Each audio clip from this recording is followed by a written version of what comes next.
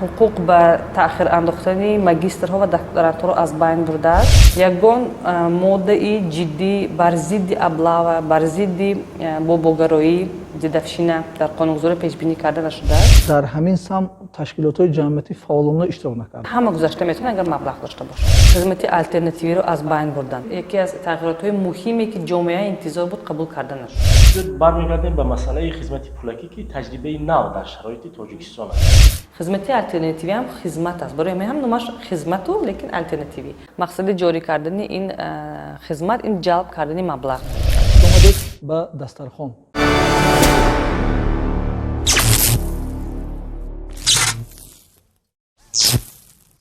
Салом алейкум, бо шумо Ҷамшеди Маъруф. Хуш омадед ба Дастархон. Маъмулан дар рӯи Дастархон таом мехӯрам ва дар аксар маврид бисёр суҳбатҳои хос маҳз дар сари Дастархон низ сурат мегирад. Дастархон аз аввалин подкастҳои тоҷикӣ дар Тоҷикистон аст ки вобаста ба масъалаҳои гуногун барои ҳамагон ба баҳсу баррасӣ кашида мешавад. ин нашри подкасти мо пейромони мавзӯи Қонуни ҷумҳурии Тоҷикистон дар бораи ӯҳдадории ҳарбӣ ва хизмати ҳарбӣ бахшида шудааст.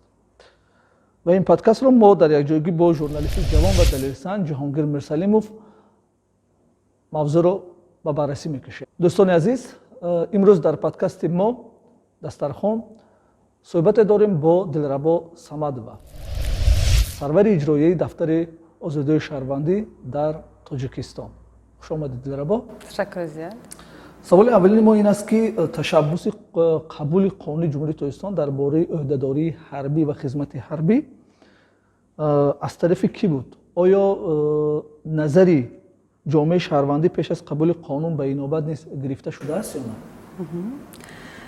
умуман як гурӯҳи бузурги корӣ барои таҳия кардани қонунгузории нав, қонуни нав дар бораи хизмати ҳарбӣ ташкил карда шуда буд. дар ин гурӯҳи корӣ ҳам мақомотҳои ҳарбӣ ва монанди вазорати мудофиа, прокуратураи ҳарбӣ, суди ҳарбӣ, аз ҷумла ҳукумат иштироки фаъолона доштанд. Ташкилоти мо дертар дар бораи таҳия шудани қонунгузорӣ хабардор шудем ва пешниҳодҳои худро ирсол карда будем ба таври хаттӣ. албатта ин аллакай чанду маротиба аст ки мавзӯи қонуни нав дар бораи хизмати ҳарбӣ баррасӣ карда шуда истодаасту афсӯс ки дар ин равия ташкилотҳои ҷамъиятӣ фаъолияти иштироки фаъол намекунанд, чунки ин дастрасӣ нест. мо даъват карда нашуда будем, фикри моро гирифта набуданд. ба ин нигоҳ накарда вақте ки мо хабардор шудем ба таври хаттӣ ба ҳама мақомотҳое ки аъзои ин гурӯҳи корӣ буданд пешниҳодҳои худро ирсол кардем. яъне манзур ин аст ки ташкилотҳои ҷамъиятӣ бехабар буданд ё ин ки худи дар ҳамин сам ташкилотҳои ҷамъиятӣ фаъолона иштирок накарданд?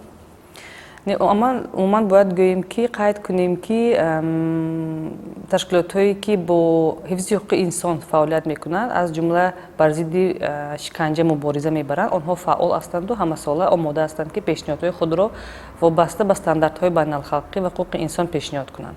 мо ҳам омода будем, ҳама вақт омода ҳастем. умуман ҳама сола пас аз ба итмом расидани маъракаҳои давлатӣ баҳоронаи тирамоҳа мо пешниҳодҳои худро ба ҳукумати ҷумҳурии Тоҷикистон, ба парламент, ба вазорати мудофиа ирсол менамоем ва имсол афсӯс ки шароит фароҳам наоварданд ки ҷамъият ташкилотҳои ҷамъиятӣ умуман фаъолона иштирок кунанд. мо хабар надоштем. яъне дар ин раванд намояндагони ҷомеаи шаҳрвандӣ, фаъолони ҷомеаи шаҳрвандӣ иштирок надоштанд.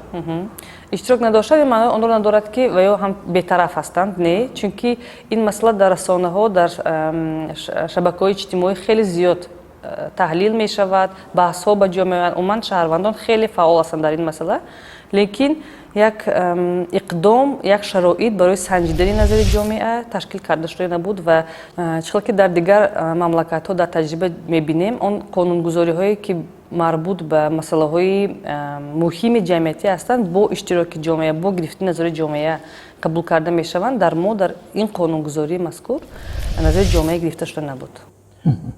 Дилрабо бинед, ҳарчанд аз тариқи расонаҳо, аз тариқи воситаи ахбори омма ин қонун тафсир шуд, вале фикр мекунам баъзе паҳлӯҳои масъала ҳолан ҳанӯз норӯшан аст. қонуни нав аз қонуне ки пеш доштем бо кадом паҳлӯҳояш фарқ мекунад? باید قید کنیم که این یکم قانونگذاری است که پس از پاش خوردن شوروی دولت شوروی قبول کرده شده است. یک چند نرم‌های مثبت هم دارد، مثلا اشتراک والدین را در قیدگیری اولین درجه که در سن 16 سالگی به راه مانده می شود به تنظیم درآورده است. صف دختران را برای از نظر گذرانی قابل خدمت حربی بودن شهروندان زیاد کرده است. عموما برای گذراندن معاینه طلبات‌های بیشتر پیش بینی کرده شده است که باید که شرایط فراهم برای گذراندن معاینه از نظر گذرانی طبی به راه مانده شود. از دیگر جهت حقوق به تأخیر انداختن ماگیسترها و دکترانتها را از بین برده است. ما انتظار بودیم که مهلت خدمت را هم اختصار میکنند اقلا تا 18 ماه. این نیست افسوس. یگان ماده جدی بر ضد облава بر ضد باباگرایی دیدفشینه در قانونگذاری پیش بینی کرده نشده است. خب به نظر شما همین قانون نو تکیه به تجربه کدام کشورها یعنی گفته ممکن است تهیه شده است و آن در شرایط کنونی تا کجا موافق مقصد یا مطابق گردانده شده است؟ در اینجا ما درباره خدمتی پولکی میتونیم گپ بزنیم، چون که در بسیاری دولت‌ها این تجربه هست، مثلا در ترکیه، در منگولیا، در قرغیزستان، در ازبکستان. این نمودی خدمت برای اون نفرانی که میخواهند خدمت کنند، مثلا برای آینده، برای فعالیتشان، فعالیت کاریشان لازم است که آنها بلیت حربی داشته باشند یا سهم خود را در آبادانی و در حفظ وطن میتونند که گذارند، برای باید مانده شود. در همین این دولت‌ها مبلغی که پیش بینی کرده شده از جمله در دولت‌های همسایه چند مرتبه کمتر است نظر به اون چیزی که در ما گفته ایستادند. ولی مبلغش قبول نیست، لیکن علاقه در رسانه‌ها چند مرتبه از مقدار 25 تا 28 هزار سخن‌های و مواد پخش کرده شده بودند.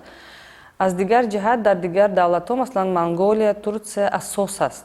همه اون نفرانی که مثلا بیرون از کشور هستند، زیاده از 3 سال در دیگر دولت‌های خارجی فعالیت میکنند، در مهاجرت هستند، آنها میتوانند که برگشته به وطن در مدت 1 ماه از آمادگی حربی گذشته بعد برگردند. یعنی تنها برای میگرانت‌ها هستیم، برای مهاجران. لیکن در ما این خیلی اساس در قانونگذاری پیش بینی کرده نشده است. در این نمودی که از قانونگذاری قبول کرده شده است به نظر میتواند رسد که تنها آنهایی که مبلغ دارند میتوانند که بر عوض مبلغ از خدمت آزاد شوند و آنهایی که مبلغ ندارند باید که وطن را در مدت 24 ماه حفظ و حمایت کنند و در داخل قسم‌های حربی خدمت کنند. یعنی این یک نابرابری را میتواند که در جامعه به راه ماند. یعنی منظور من این بود که آیا با شرایط تاجیکستان، با شرایط وضع اجتماعی اهالی مطابق بود همین قانون یا این چیز صرف نظر شده است؟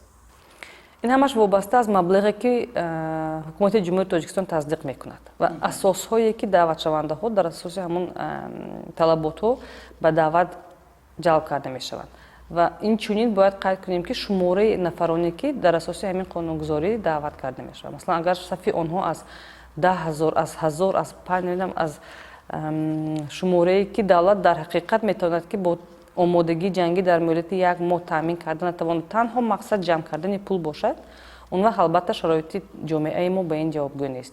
حتی به ما مراجعت کرده زنگ زده مصلحت میگرفتند که میپرسیدند که مبلغ چند است و آنها آماده هستند که از بانک ها قرض گرفته پرداخته فرزندانشان را از خدمت آزاد کنند.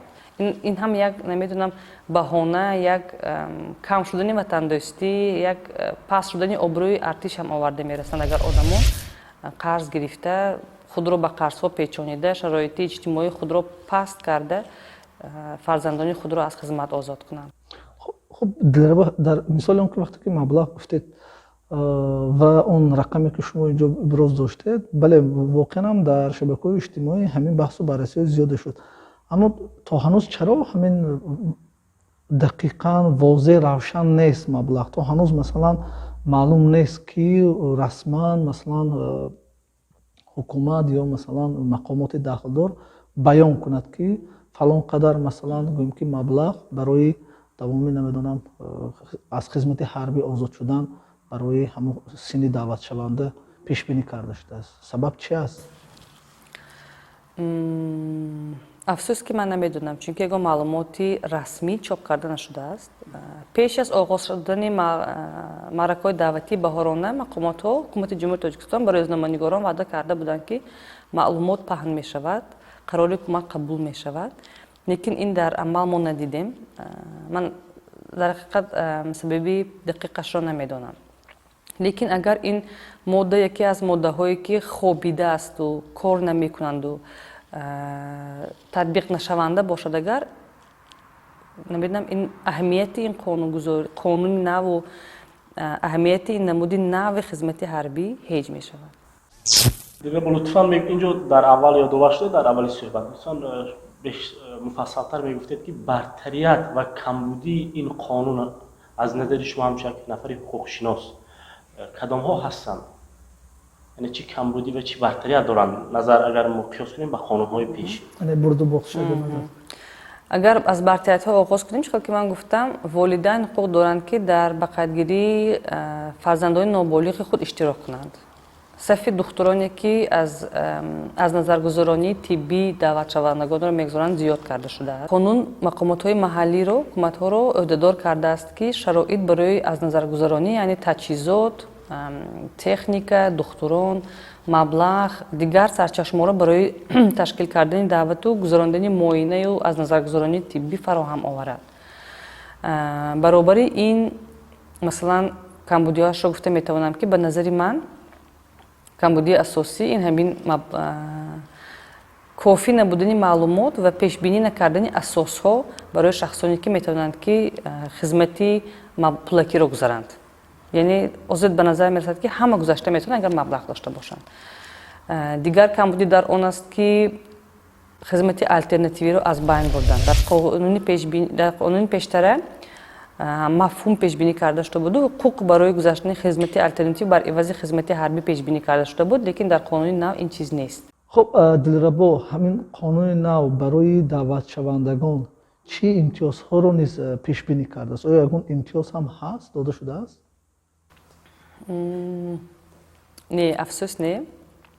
чунки ман гуфта будам, мо интизор будем ки агар қонуни нав қабул шавад ё тағйироти илова ба қонунгузорӣ ворид карда шаванд, албатта муҳлати хизмати ҳарбӣ ихтисор мешавад. ҳама интизори ин буд.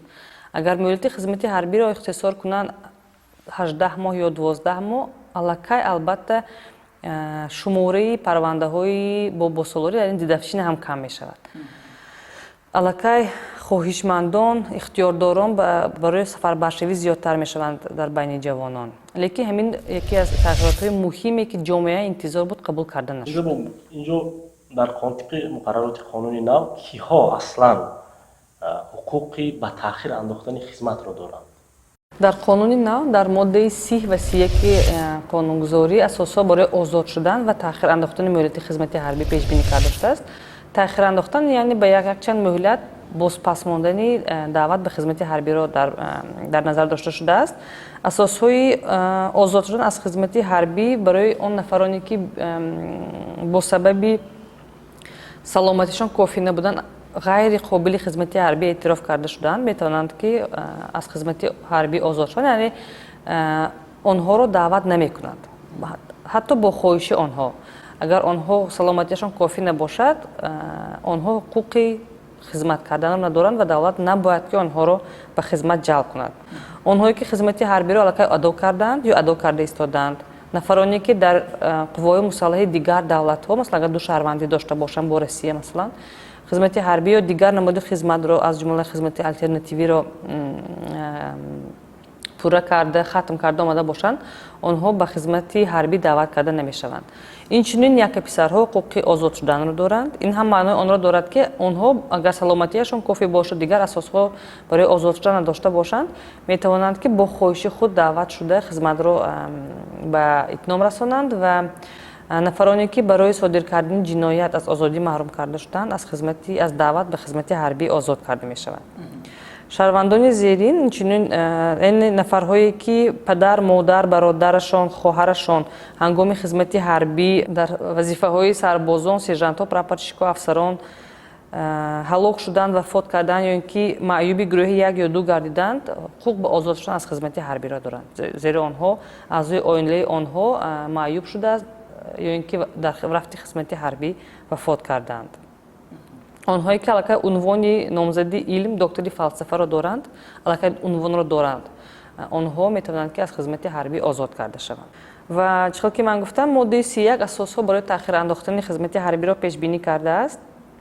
یعنی اون نفرانی که موقتا غیر قابل خدمت حربی اعتراف کرده می شوند تو مهلت 6 ماه، یعنی از یک دعوت تا دیگر دعوت خدمت خود را تأخیر انداخته، آنها باید که تبابت کرده با دستگیری دولت یا اینکه از در حساب شخصی سلامتی خود را برقرار کرده باز از معاینه طبی گذشته از کمیسی دعوت گذارند. و اگر در حقیقت سلامتی آنها بهتر نشود و آنها سلامتیشان غیر قابل خدمت حربی باشد که آنها آزاد می شوند از خدمت حربی. آنهایی که نگاهبینی عضوی عائله مشغول هستند، این عضوی عائله در تأمینات دولتی نیستند و آنها نمیتوانند که به یاری اعضای عائله خود را نگاهبین کنند. و اگر تأمینگری اساسی عائله هستند، اگر تأمینگر این به معنای یعنی تنها با مبلغ تأمینگر نیست، یکی محتاجان هستند که خود را نگاهبین کرده نمیتونند، مثلا غیر قابل مهنت هستند، معیوب هستند، یگان کمبودی دارند، وابسته به سلامتی نگاهبین کردن و دیگر نفرانی در عائله نیستند که آنها را نگاهبین کنند. بسیاری وقت همین چیزها می شود که مثلا دو فرزند هستند، دو پسر، یکیشان در روسیه لکه یگان مناسبت با والدین ندارد، لیکن دیگر پسری که در تاجیکستان واقع است و با والدینش زندگانی میکند میخواهد که از همین ماده استفاده کرده از خدمت آزاد شود به تأخیر اندازد، اما موافق قانونگذاری و فرزندی که در روسیه است و فرزند اعتراف میشود عهده‌دار است که با نگاهبینی والدین پیرانسالی خود مشغول شود. از همین سبب او نمیتواند که از این اساس استفاده کند. یعنی همه وقت باید که به حقوق‌شناسا مراجعت کرده و حجت‌ها را پیش بینی کرده مشورت گرفت. اون نفرانی که در مؤسسه‌های تعلیمی تحصیلاتی میانه عمومی، ابتدایی میانه کسبی تحصیل میکنند تا ختمی دانشگاه‌ها، یعنی این کالج‌ها پیشتر تا سن 21 سالگی آنها حقوق به تأخیر داشتند. اگر مثلا کالج را ختم نکنند و از 21 گذارند آنها را میتوانستند که دعوت کنند. حالا باشد تا ختم کردن، یعنی از سن 21 گذارند هم میتونند که دعوت خود را به تأخیر گذارانند. نفرانی که تربیه کودکی از مادر محروم شده را در عهده خود دارند، نفرانی که نسبتی آنها پرونده جنایتی آغاز کرده شده است تا قبول قرار، آن نفرانی که در ادای جزای جنایتی در نماد کارهای حتمی، اصلاحی یا محدود کنی آزادی قرار دارند. اینچنین دعوت شوندهایی که مادرش بغیر از او دو و زیاده فرزند نابالغ داشته آنها را به همسر تربیه می نماید تا به بلاغت رسیدن فرزند دیگر. اینجا هم یک مشکلی هست. قانونگذاری پیش بینی کرده است که اگر مادر فرزندان خود را به شوهرش به وایر استفاده باشد، اگر دعوت شونده حقوق به تأخیر دارد، لیکن در عملیه همین چیز بود که همین حادثه بود که یک پدر فرزندان خود را به مادر به همسر به وایر رسانده استفاده بود، فرزندش یکی از فرزندانش سنی دعوتیش تا با 3 فرزند دیگری خردسال داشت، از بس که قانونگذاری تنها برای مادر پیش بینی کرده شده است و حقوق از استفاده این معیارا نداشت. آنهایی که در وکیل مجلسی محلی وکیلان خلق انتخاب شدند و در دوام مهلت وکالت‌های آنهایی که در شعبه روزانه مؤسسه تعلیمی میخوانند تا گرفتن همین درجه بکالور، یعنی علاقه ماگیستر شوند، آنها حقوق به تأخیر ندارند. آموزگارانی که در تحصیلات عالی آموزگاری داشته در وظیفه آموزگار در دهات فعالیت میکنند در دوره این فعالیتشان، و آنهایی که تحصیلات عالی طبی یعنی دکتران در پس از ختم دانشگاه در طبابتخانه‌های دهات فعالیت میبرند، آنها هم از دعوت آزاد یعنی به تأخیر میاندازند. آنهایی که 2 و زیاده فرزند دارند اینچنین از دعوت مهلت دعوتی خود را میتوانند که به تأخیر اندازند. به تأخیر اندازند یا اصلا آزاد شوند؟ 2 و زیاده اگر فرزند داشته باشند به تأخیر اندازند، آزاد نمیشوند. بیاید برمیگردیم به مسئله خدمت پولکی که تجربه نو در شرایط تاجیکستان است. بندش شما هدف از جاری نمودن خدمت پولکی چی است؟ یعنی به چه خاطر ما خدمت پولکی را در قانون وارد کردیم؟ то ягон дар амал татбиқ нашудану таҷрибаро наомӯхтан ягон ҷавоби кофӣ албатта ман дода наметавонам ҳозир. барои ҳамин ҳозир ягона ақидае ки ман дорам мақсади ҷорӣ кардани ин хизмат ин ҷалб кардани маблағ мебошад. ман умедворам ки маблағҳое ки ҷамъ мешаванд танҳо барои беҳтар кардани шароити қисмҳои ҳарбӣ барои сарбозон сарфа карда мешаванд, барои дигар мақсадҳои буҷевӣ не. ва инчунин умедворам ки барои нафароне ки амин намуди хизматро интихоб карда як моҳ хизмат мекунанд, барои онҳо шароит фароҳам оварда мешаванд ки онҳо дар муҳлати як моҳ ҳамин намуди ихтисоркардии хизматро омӯзанд, ягон чиз омӯзанд. барои онҳо қисми ҳарбӣ лозим аст, ҷой, яъне бино лозим аст.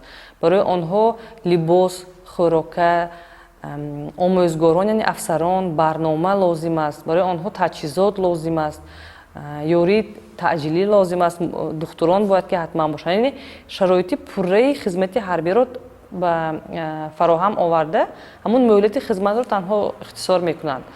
агар ин чизҳо, ин талаботҳо иҷро нашаванду танҳо ин намуди хизмат барои ҷамъ кардани маблағҳо, озод кардани гурӯҳи маблағ дошта, яъне гурӯҳи бои аҳолӣ аз имконият додани ба ин гурӯҳ бошад. агар аллакай албатта мақсади ин навоварӣ ин ҷалб кардани маблағҳо барои як гурӯҳи муайяни ҷомеа озод кардан, шароит фароҳам овардан барои озод шудан аз хизмати ҳарбӣ мебошад. хуб Дилрабо, дар фарҷом як суоли охиринро барои шумо додани будам. ман медонам ки дар ҳамин самт ташкилоти шумо солиёни зиёд кор карда истодааст, аммо борҳо вақте дар суҳбатҳо шумо бештар пешниҳод мекардем ки бояд дар Тоҷикистон хизмати алтернативӣ бошад. дар ҳамин лаҳза агар вақте ки назари ҷомеаи шаҳрвандиро ба инобат мегирифтанд ва он чизе ки шумо пештар пешниҳод мекардед ки хизмати алтернативӣ дар Тоҷикистон бояд бошад, кадом гӯем ки бандҳоро шумо пешниҳод мекардед? бояд ки ҳадаф аз пешниҳоди хизмати алтернативии худи ташкилотҳои ҷамъиятӣ, хоса ташкилоти дафтари озодии шаҳрвандӣ дар Тоҷикистон ки фаъолият мебарад чӣ аст? кадом намудҳо, кадом бандҳо буданд ки агар имкон бошад мегуфтед бандҳои муҳимтаринашро ки ҳадаф аз он чӣ аст? якумаш ки бояд қайд кунем ки ин ҳуқуқи инсон аст ва дар асоси стандартҳои байналхалқӣ ҳуқуқ аз озод шудан аз хизмати ҳарбӣ, яъне даъват нашудан ба хизмати ҳарбӣ дар асоси ақидаҳои шаҳрвандон эътироф карда шудааст. Тоҷикистон ин стандартҳоро эътироф кардааст, ба ӯҳда гирифтааст ки иҷро мекунад. аз соли 2008 ин тараф Кумитаи Созмони Милали Муттаҳид чанд маротиба таҳсил додааст ки ба Тоҷикистон бояд ки ҳатман ҳамин ҳуқуқро иҷро карда шароит фароҳам оварад ки шаҳрвандон аз хизмати ҳарбӣ даст кашанд. бар ивази дасткашидани хизмати ҳарбӣ шароит барои гузаштани хизмати алтернативӣ ҷорӣ карда шавад. яъне он шаҳрвандоне ки вобаста ба ақидаҳои худ, вобаста ба ягон шароитҳои оилавӣ мумкин аст наметавонанд ки хизмати ҳарбӣ раванд, лекин омода ҳастанд ки ба давлат хизмат кунанд, ҳамин шароит фароҳам оварда шавад. ин яъне пурра озод шудан нест. хизмати алтернативӣ ҳам хизмат аст. барои ҳамин ҳам номаш хизмату, лекин алтернативӣ. набояд ки ин хизмат дар асоси қонунгузорию талаботҳои ҳарбӣ гузарад. ин яъне пурра хизмати шаҳрвандӣ бояд бошад. набояд ки дар дохили қисмҳои ҳарбӣ бо истифода аз яроқ ё ки пӯшидани либосҳои ҳарбӣ бошад. яъне бояд ки хизмати алтернативӣ пурра шаҳрвандӣ бошад, аз қисми ҳарбӣ дур бошад. масалан метавонанд ки 20 ё ягон миқдори муқаррари фоизи даромадҳое ки дар хизмати алтернативӣ, яъне хизмати меҳнатӣ аст, ин шаҳрвандон иҷро кунанд ба бюҷаи қувваҳои мусаллаҳ гузаронанд. он хизмати алтернативӣ муҳлаташ набояд ки аз хизмати ҳарбӣ 2 маротиба зиёд бошад. масалан бояд ки мутаносибан ҳарчун баробар бошанд. ва мақсади асосии хизмати алтернативӣ ин озод кардан аз хизмати ҳарбӣ он нафароне ки ақидаҳои онҳо бар зидди хизмати ҳарбӣ аст як ва ба ҷавобгарӣ накашидани онҳо, яъне ва дуюм хизмати шароит фароҳам овардан ки онҳо хизмати худро бо дигарро яъне ба давлат аз ин танҳо фоида аст. ягон мушкилӣ, ягон камбудӣ ё ин ки намедонам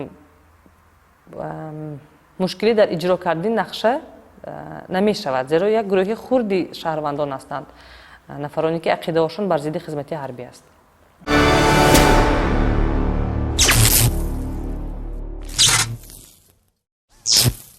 дар меҳмонии Дастархон Дилрабо Самадова сарвари иҷроияи дафтари озодии шаҳрвандӣ дар Тоҷикистон буданд ки ташаккур мегӯем. Ҳамчунин дӯстои гиромӣ ба шумо низ ташаккур мегӯем, то ба охир моро ҳамроҳӣ кардед. Ба телеграму инстаграми мо обуна шуданро фаромӯш накунед ва хеле шод мешудем ки дар ҳамин мавзӯе ки мо инҷо баррасӣ кардем фикру назари худро низ баён мекардед. То ҳафтаи дигар дӯстои гиромӣ дар ҳамин вақту соат моро пайгирӣ кунед.